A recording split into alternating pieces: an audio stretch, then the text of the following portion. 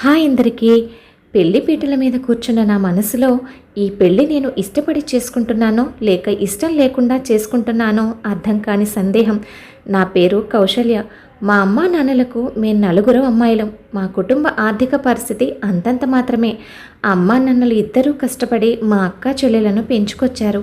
నాకన్నా ముందు ఇద్దరు అక్కలు, నా తర్వాత చెల్లి ఉన్నారు. దురదృష్టవశాత్తు మా నాన్న రోడ్డు ప్రమాదంలో మాకు దూరమయ్యారు. ఆయన చనిపోవడానికి ముందే అతి కష్టం మీద మా ఇద్దరు అక్కలకు గంతకు తగ్గ బొంత అన్నట్టు వారికి తగిన సంబంధాలు ఏవో చూసి పెళ్ళిళ్ళు చేశారు. నాన్న చనిపోయేసరికి ఇంటి పరిస్థితి అక్కల పెళ్ళిళ్ళ వల్ల మరింత దారుణంగా మారింది. మరోవైపు అమ్మ గుండెల మీద భారంగా పెళ్లి వయసు దాటిపోతున్న నేను, నా చెల్లెలు ఉన్నాం. రోజులు ఎలా గడుస్తూ ఉండగా తెలిసిన వారి ద్వారా వచ్చింది ఈ పెళ్లి సంబంధం. ఆ అబ్బాయి పేరు ప్రసాద్. అతనికి ఇంతకు ముందే ఒక పెళ్లి జరిగి ఆమెతో 2 ఏళ్ళు కాపురం చేశాక వారికి ఒక పాప పుట్టింది. కానీ ఊహించని విధంగా ఆ బిడ్డ పుట్టిన తర్వాత ఆమె ఆరోగ్యం క్షీణించడంతో మరణించింది.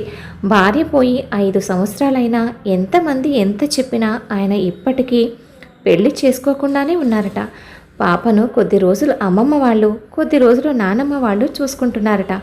ఇప్పుడు పాపని స్కూల్లో జాయిన్ చేసే వయసు వచ్చిందని, ఇక పాపని తనే చూసుకోవాలని, తప్పనిసరి పరిస్థితుల్లో పాపని చూసుకోవడం కోసం రెండో పెళ్లికి ఒప్పుకున్నారని అమ్మ నాతో చెప్పింది. రెండో పెళ్లివాడు అని చెప్పగానే నేను ఎందుకో ముందు ఇష్టపడలేదు. అక్కలిద్దరికీ ఏమీ లేకపోయినా ఓ మోస్తరు సంబంధాలే అయినా మొదటి పెళ్లి వాళ్ళకి ఇచ్చి చేశారు. కానీ ఇప్పుడు నా దగ్గరకు వచ్చేసరికి నాకు ఈ రెండో పెళ్లివాడు దిక్కయ్యాడు అనిపించింది. నా మనసును గ్రహించిన అమ్మ, అబ్బాయి రెండో పెళ్లివాడైనా చూడడానికి అలా ఉండడమ్మా, చాలా అందంగా ఆరోగ్యంగా ఉంటాడు, మంచి ఉద్యోగం, సొంత ఇల్లు, పొలము ఉన్నాయి. పైగా ఆ అత్తగారి మీద కాపురం కూడా కాదు. పెళ్ళి కాగానే నీ భర్తతో నీ ఇంటికి నువ్వు వెళ్ళిపోవచ్చు. ఈ పెళ్ళి కనుక జరిగితే మన కుటుంబంలో అందరికంటే నువ్వే మంచి స్థాయిలో ఉంటావు. కేవలం రెండో పెళ్లివాడు అనే కారణంతో బంగారం లాంటి సంబంధాన్ని కాదనుకుంటే మళ్ళీ నీకు జీవితంలో ఇలాంటి అవకాశం రాదని గట్టిగా చెప్పింది అమ్మ. ఇక వేరే దారి లేక పెళ్లి చూపుల్లో కూర్చున్నాను నేను. అందరూ చూడమంటే ఎదురుగా ఉన్న ఆయన్ని తలెత్తి చూశాను. నిజంగా నా కళ్ళను నేనే నమ్మలేకపోయాను. ఆ అమ్మ చెప్పిన దానికన్నా చాలా అందంగా ఉన్నారాయన. తెల్లగా, పొడవుకు తగిన శరీర సౌష్ఠవంతో ఉన్నారు. పెళ్లి చూపుల్లో ఆయన నన్ను అడిగిన ఒకే ఒక ప్రశ్న, నీకు ఈ పెళ్లి చేసుకోవడం మనస్ఫూర్తిగా ఇష్టమేనా అని.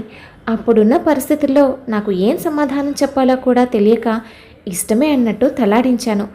ఆ తర్వాత మా ఇరు కుటుంబాలలో ముఖ్యమైన కుటుంబ సభ్యుల సమక్షంలో మా పెళ్ళి గుడిలో సాధారణంగా జరిగింది. పెళ్లి ఖర్చు అంతా ఆయనే పెట్టుకున్నారు. పెళ్లి తర్వాత నేరుగా అట్నించటే ఆయనే ఇంటికి తీసుకొచ్చారు నన్ను.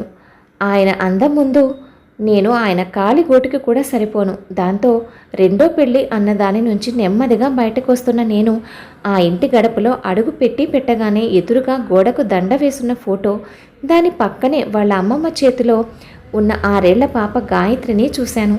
ఆ ఫోటోలో ఉన్న ఆవిడ అదే ఈయన మొదటి భార్య. చాలా అందంగా ఉంది. ఇద్దరు ఒకరికి ఒకరు సరైన ఈడోజోడు. ఆ పాప కూడా అచ్చం తల్లి పోలికే ఎంత అందంగా ఉంది అనిపించింది నాకు. పెళ్లి కోసమని నేను పుట్టింట్లో బయలుదేరుతున్నప్పుడు ఆ పాపను నీ సొంత కూతురులాగా బాగా చూసుకోమ్మా అని అమ్మ చెప్పినప్పుడు దాందే ఉందిలే, అలాగే చూసుకోవచ్చు అనుకున్నాను. కానీ ఇప్పుడు ఆ అమ్మాయిని చూస్తుంటే మాత్రం నాలో ఏదో తెలియని అసూయ మొదలైంది.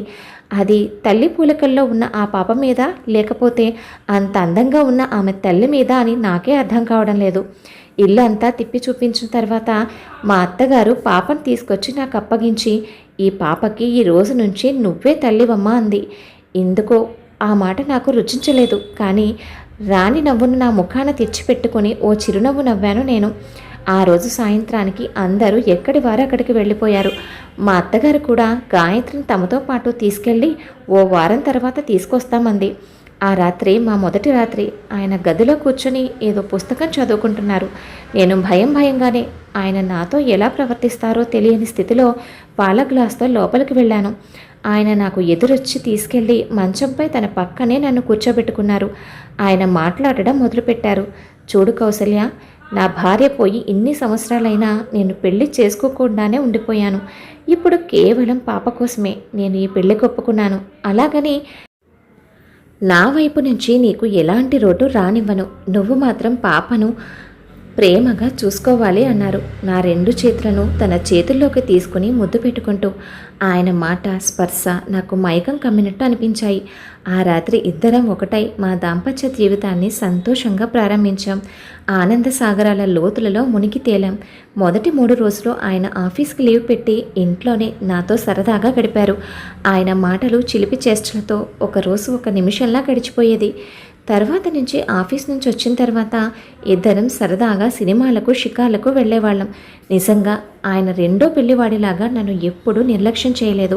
నన్ను ఎంతో ప్రేమగా చూసుకునేవారు. అలా ఓ వారం రోజులు ఎలా గడిచాయో కూడా తెలియలేదు. ఇంతలో మా అత్తగారు గాయత్రిని తీసుకొచ్చి దింపి వెళ్ళారు. గాయత్రి మొదట్లో నాతో గలగలా మాట్లాడుతూ నాతో కలిసిపోవాలని చూసేది. కానీ నేనే తనతో సరిగా మాట్లాడేదాన్ని కాదు. ఆయన ముందు మాత్రం బయటపడకుండా ఏదో పొడి పొడిగా మాట్లాడుతూ ఆయనకు అనుమానం రాకుండా చూసుకునేదాన్ని. నా మనసు ఒప్పుకోకపోయినా నిజం చెప్పాలంటే గాయత్రి చాలా మంచి అమ్మాయి. అందరి పిల్లల్లాగా స్కూల్కి వెళ్ళడానికి మారం చేసేది కాదు. ఉదయం లేపగానే లేచి తనే స్నానం చేసి బట్టలు వేసుకునేది. నేను కాస్త తల దువ్వితే పాలు తాగి పెట్టింది తిని వాళ్ళ నాన్నతో పాటు స్కూల్కి వెళ్ళిపోయేది. సాయంత్రం స్కూల్ నుంచి వచ్చిన తర్వాత స్నానం చేసి ఫ్రెష్ అయ్యి మిగతా పిల్లలతో కలిసి వీధి చివరన ఉన్న ట్యూషన్కి వెళ్ళొచ్చేది. ఇంటికి వచ్చిన తర్వాత పెట్టింది తిని కాసేపు తన బొమ్మలతో ఆడుకుని తన గదిలోకి వెళ్ళి నిద్రపోయేది. నిజంగా తనని చూస్తే ఎవరైనా అలాంటి అమ్మాయి మాకు ఉంటే బాగుండు అనుకుంటారు. నెమ్మదిగా నాకు తనంటే ఉన్న ఆ అయిష్టతను గ్రహించిన గాయత్రి నా దగ్గరకు రావడం తగ్గించింది. అలా 2 నెలలు గడిచేసరికి ఇంతలో నేను నెల తప్పాను. డాక్టర్లు బెడ్ రెస్ట్ తీసుకోమని చెప్పారు. దాంతో నన్ను జాగ్రత్తగా చూసుకోవడానికి అమ్మను, చెల్లిని పిలిపించారు ఆయన. వచ్చిన 2 రోజుల్లోనే గాయత్రి అమ్మకు, చెల్లికి బాగా దగ్గరైంది. అమ్మను అమ్మమ్మ అమ్మమ్మ అంటూ, చెల్లిని పిన్ని పిన్ని అంటూ వాళ్ళ వెనకాలే తిరిగేది. అమ్మ పాపకు ఇష్టమైనవన్నీ వండి పెట్టేది. గాయత్రి రాత్రి అయ్యేసరికి తన గదిలో అమ్మకి, చెల్లికి మధ్యలో పడుకొని వాళ్లతో స్కూల్లో కబుర్లన్నీ చెబుతూ నిద్రపోయేది. అలా రోజులు గిర్రున తిరిగిపోయాయి. నాకు డెలివరీ అయ్యి అచ్చం ఆయన పోలికలతోనే ఉన్న బాబు పుట్టాడు. హాస్పిటల్లో బాబును మొదటిసారిగా ఆయన చేతుల్లోకి తీసుకుని మురిసిపోతున్నప్పుడు నేను చాలా గర్వంగా ఫీల్ అయ్యాను. మీకు వారసుని ఇచ్చాను అన్నట్టుగా. ఆయన బాబుని చూసి మురిసిపోతూ ఉంటే గాయత్రి ఆయన దగ్గరకు వచ్చి, డాడీ, తమ్ముణ్ణి నేను కూడా ఎత్తుకోడా అని అడిగింది.